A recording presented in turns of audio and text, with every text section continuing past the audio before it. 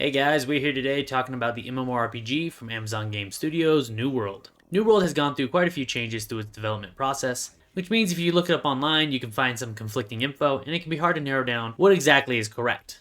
This video here is an attempt to give you an accurate view of what New World looks like at this present moment, about a month out from launch on September 28th, and hopefully give you enough info to see if it's something you're interested in buying.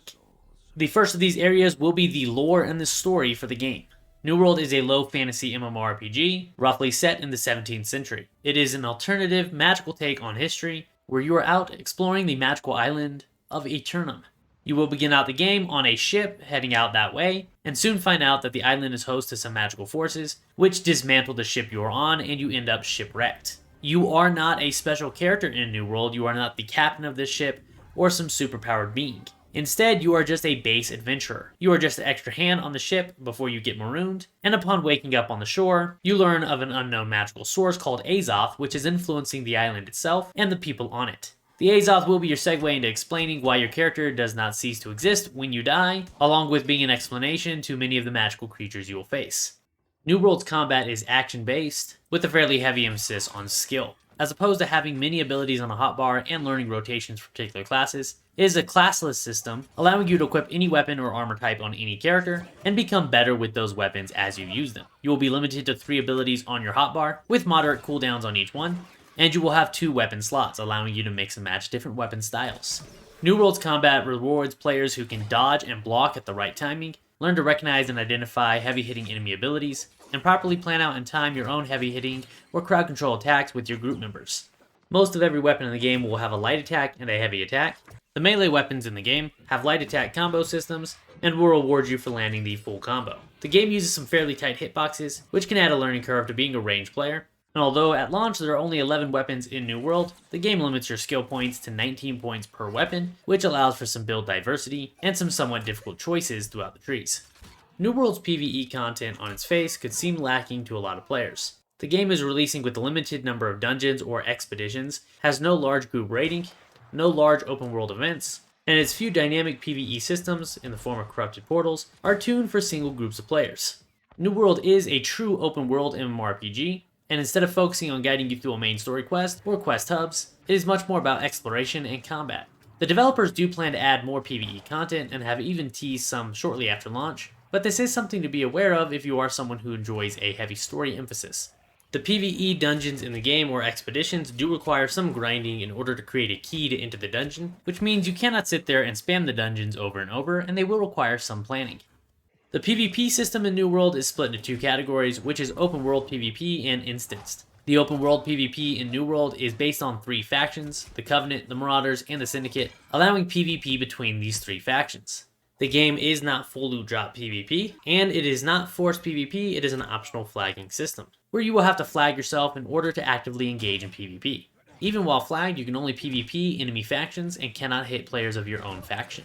You are only allowed to flag for PvP or unflag for PvP while inside of a settlement, and upon leaving the settlement you will have a short timer where you are immune to PvP in order to avoid griefing or camping, and while you are in the open world you cannot change your flag status. Death in PvP does not have any major repercussions other than damaged armor, although killing another player in New World can net you some loot drops and high amounts of experience depending on a couple variables. The instance PvP in the game can happen in Siege Wars and a game mode called Outpost Rush.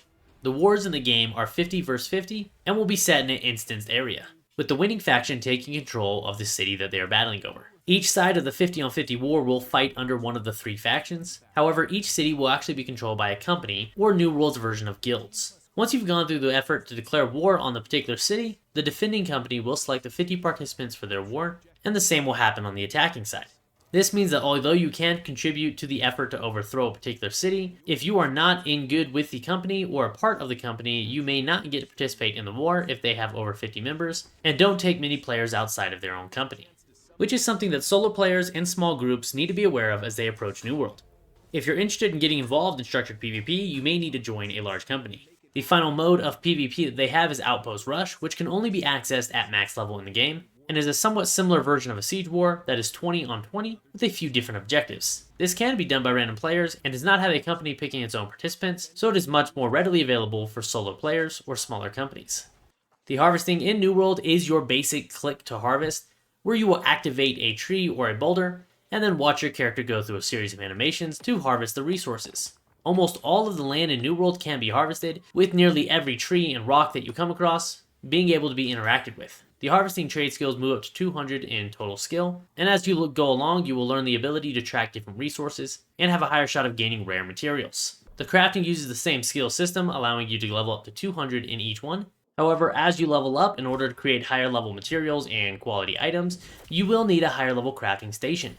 These crafting stations are upgraded by the controlling company of a given settlement, which means you could find yourself traveling around the map quite a bit in order to find a settlement that has the station that you need leveled up to the appropriate level. The crafting in New World allows the crafter, in a lot of cases, to select from a different list of materials that can all yield similar results, along with having a higher chance of augmenting items with gem slots and perks.